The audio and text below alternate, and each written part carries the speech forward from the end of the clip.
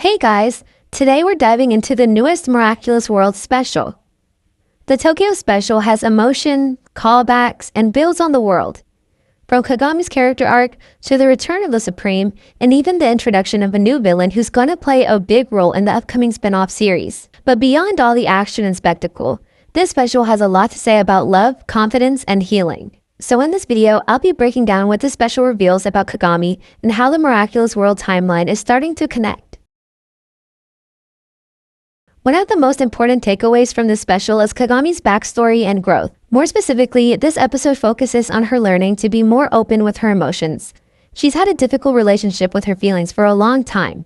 There were times she even saw them as a weakness. I feel so weak for being a victim of my own feelings. When it came to expressing sadness or love, she couldn't, especially after what happened with Kazuno, her first friend. That experience left her carrying guilt and emotional distance that she couldn't move past. At the start of the special, she's unable to reciprocate Felix's feelings.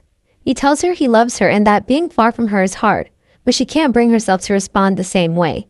Felix even reacts to her emotional restraint. Later, when Kagami and Marinette are on the plane to Tokyo, she continues to shut herself off.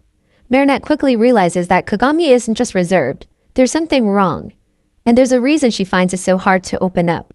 This special finally gives us a look into Kagami's past. Just like when she loved Adrian while he loved Marinette, she once loved Kazuno while he loved someone else. Moving away from Tokyo to start over in Paris must have been painful enough, but to relive that same heartbreak must have been difficult.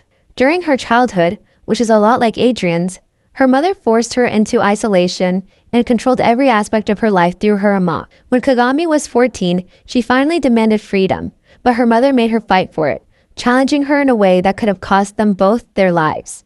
Kagami risked breaking her ring, her life force, and accidentally shooting her mother. Because of that childhood, Kagami grew up with a distorted idea of love. She believed friendship was something she had to earn or bargain for, as we see when she first met Nikki and Kazuno. La distance entre sa main et la mienne me semblait infranchissable. For Kagami, friendship and love were so foreign that she saw them as impossible goals, more difficult than anything her mother had ever trained her for. And that says a lot because Tomoe trained her to be a perfect warrior, perfect enough to risk her own life. So love and friendship were battles she didn't believe she could win. Despite that, Kagami has always been full of love. Mais ce petit pincement au cœur n'était rien comparé à la morsure de la solitude dans laquelle j'avais vécu jusque-là.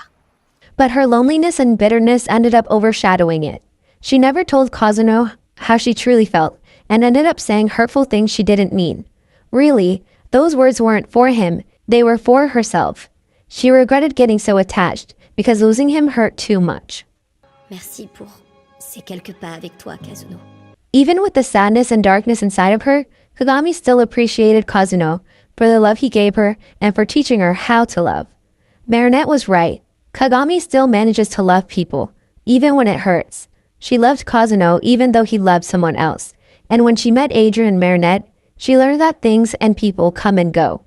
But love remains. Her fixation with perfection ties back to her fear of emotions, how her mother taught her to suppress them, and how Kagami herself came to see them as a weakness. The episode Yaxi Gozen also centers heavily on Kagami.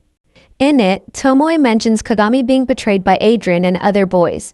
If she was referring to Kazuno, it might have been about how Kagami loved him but was let down when he didn't love her back. Je suis nulle. Je fais souffrir tous ceux qui m'entourent. Kagami spent years training to be the perfect athlete her mother demanded, strong, precise, and unbreakable. But in this special, she learns that emotional openness is another kind of strength, one that takes just as much dedication and courage to master. Je suis loin d'être aussi bien que tu le crois, Marinette. Si Kazuno doute de lui, c'est par ma faute. Leur groupe ne fonctionne pas à cause de moi. She's always been too hard on herself, in many ways. By the end, Kagami finally learns that expressing her feelings isn't a weakness. It's what helps her grow closer to others. Her new look at the end symbolizes that. She's no longer trapped by her past. She's finally moving forward. And finally, she's able to tell Felix that she misses him too and wants to be with him. Something she couldn't bring herself to say at the very beginning. I really like how this special uses dance as a metaphor for love and courage. At the beginning, Marinette and Adrian imagine dancing together again, reminiscing about their dance back in New York. It's a nostalgic and lighthearted moment, but it also introduces how dance will become a symbol throughout the story. The Japanese superhero team must perform a sequence of dance movements to trigger a stellar transformation and reach their full power. But Kazuno can't bring himself to do it. He's lost confidence in himself after what happened with Kagami. He believes he hurt her, and that guilt has shattered his self-esteem and his ability to trust himself to help others. J'aurais voulu danser avec toi toute ma vie, mais pour moi, la musique s'est arrêtée ce jour-là. In that moment, Kagami is really saying she wishes they could love each other forever, but they can't. J'espère que tu pourras me pardonner et danser à nouveau. In other words, she's telling him, I hope you can forgive me and believe in yourself again. It's not just about dance, it's about finding courage and trust and moving forward. With this special, it really feels like the Miraculous World series is starting to connect. At the beginning, we get a call back to the New York special. Adrien and Marinette recreate their iconic dance. Then there's the return of the Supreme, the villain originally introduced in the Paris special. Shadybug and Claw Noir's alternate universe.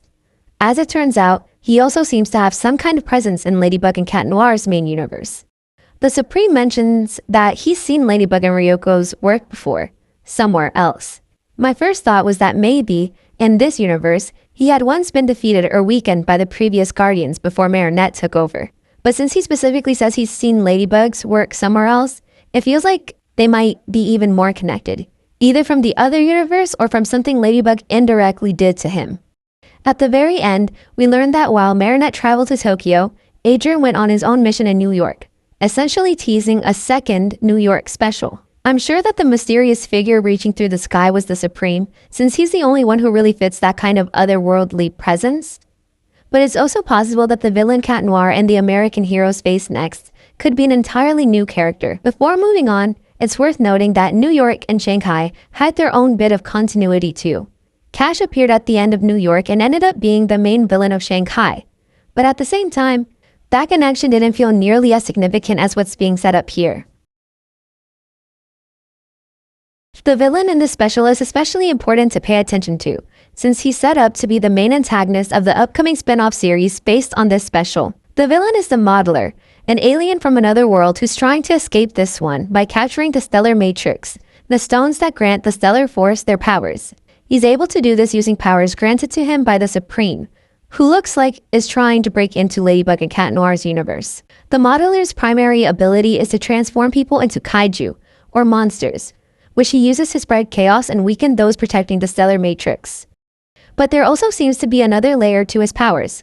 When the taxi driver is transformed into a kaiju, we see a woman get into the back seat, yet she's suddenly replaced by the Modeler himself. This could mean he has the ability to shapeshift or even swap places with others. Maybe the woman was one of his followers, and through some form of teleportation, they exchanged places. This special accomplishes a bit. It tells an emotional story about Kagami, explores love and confidence, and expands the Miraculous World universe. Kagami's journey, from shutting herself off emotionally to finally expressing love and vulnerability, adds on to the central theme of her story. That strength isn't about perfection or control, but about the courage to accept and move forward. At the same time, we're seeing the series start to weave a larger narrative across continents, heroes, and even universes. The return of the Supreme, the introduction of the Modeler, and Adrien's new mission toward a new battle.